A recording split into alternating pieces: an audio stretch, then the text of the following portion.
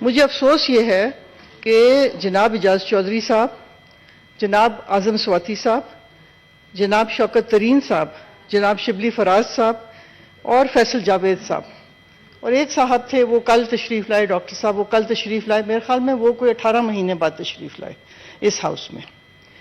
یہ جو حضرات ہیں، مجھے نہیں پتا کہ کسی نے کیا کیا یا نہیں کیا. اگر معاملہ عدالتوں میں ہے تو عدالتوں میں اس کے مطابق ہوگا، جو ایویڈنس ہوگا اور جو ٹرائلز ہوں گے اور اس کے مطابق جو فیصلہ ہوگا وہ عدالتوں کا کام ہے، وہ ہمارا کام نہیں ہے. لیکن میرا ضمیر مجھے یہ کہتا ہے کہ میں ان کے لیے آواز اٹھاؤں اور میں یہ بات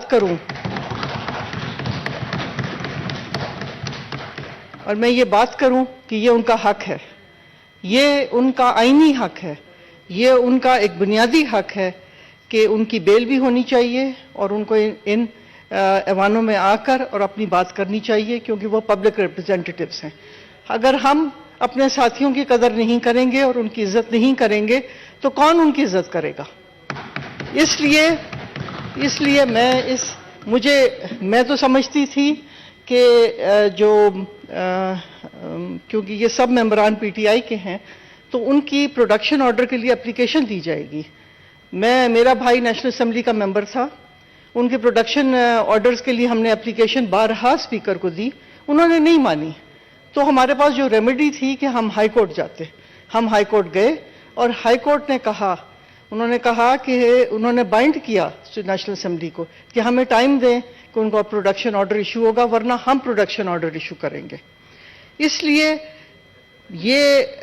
اس ایوان سے اور آپ کے آفس سے میری گزارش ہے کہ جناب ان لوگوں کے پروڈکشن آرڈرز ایشو کیے جائیں.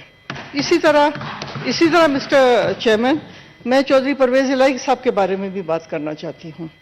میرے خیال میں گینس بک آف ریکارڈز میں یہ ایک واحد شخص ہے جو 20 مرتبہ تو شاید گرفتار ہو چکے ہیں، 20 مرتبہ شاید ان کو بیل بھی مل چکی ہے، اور ہر دفعہ وہ ایک اور نئے کیس میں اندر کیے جاتے ہیں. جناب پرویز الہی صاحب زندگی کے اس عشرے میں ہیں کہ ان کی صحت اس چیز کی اجازت نہیں دیتی کہ ان کو بار بار جیل میں ڈالا جائے. ان کا ایک بہت بڑا رول ہے پاکستان کی سیاست میں، اور وہ رول انہوں نے ہمیشہ پاکستان کی بقا اور پاکستان کی بہتری کے لیے ادا کیا. مجھے تو کوئی ان کے بارے میں نہیں پتا کہ انہوں نے کون سی ٹریزن کی ہو، انہوں نے کون سے اداروں پہ حملہ کیا ہو. ان کے اپنے والد محترم جو ہیں، اب اس میں بھی میں نہیں پڑھنا چاہتی کہ کیا ہوا یا نہیں ہوا، لیکن ان کی جان پاکستان کی سیاست کی وجہ سے ہی گئی. اس لیے یہ بھی زیادتی ہے کہ بار بار ان کو میں نے اس ہاؤس میں جب کہا کہ bail should be a fundamental right, میں نے یہ بھی کہا کہ جو انیوژول اور کروئل پنشمنٹس ہوتی ہیں وہ ڈیٹینشن میں نہیں ہونی چاہیے. تو پی ٹی آئی کے ہی جو چیئرمین تھے کمیٹی کے، انہوں نے مذاق اڑایا اور انہوں نے کہا یہ کیا ہوتا ہے کروئل اور انیوژول پنشمنٹ. تو میں اس کو آج کہوں گی کہ اعظم سواتی صاحب سے پوچھ لیں، اعجاز چودھری صاحب سے پوچھ لیں کہ کروئل اور انیوژول پنشمنٹس کیا ہوتی ہیں. یہ پرویز الہی صاحب سے کوئی پوچھ لے کہ کروئل اور انیوژول پنشمنٹس کیا ہوتی ہیں. عزت نفس پہ جب حملہ ہو اس سے زیادہ کروئل اور جو پنشمنٹ ہے اس سے زیادہ کچھ بھی نہیں ہوتی. مسٹر چیئرمین جی، میں اس ہاؤس میں آئی ہوں خواتین کی سیٹ پہ. یہاں ریزروڈ سیٹس ہیں، میں خواتین کی سیٹ پہ یہاں آئی ہوں. اگر میں خواتین کے لیے بات نہ کروں تو یہ میری منافقت ہوگی. میں سیاسی مصلحتوں میں پڑھ کے اور میں کہوں کہ میں بات نہیں کروں گی. وہ خواتین جو آج میرا خیال میں جن کا 8واں مہینہ جا رہا ہے ڈیٹینشن میں، اور ان کو بیلز ملنے کے باوجود بھی ان کو دوبارہ اریسٹ کر لیا جاتا ہے. مسٹر چیئرمین، یہ میرا اخلاقی حق ہے. جب ہمارے ساتھ یہ زیادتیاں ہوئیں، جب میاں نواز شریف صاحب کی صاحبزادی کو اریسٹ کیا گیا ان کے سامنے، ان کو جیل میں ڈالا گیا، ان کے سیل میں جا کے نیب کے افسران جو ہیں چھاپے مارتے تھے، ان کے سیل میں جا کے آدمی چھاپے مارتے تھے.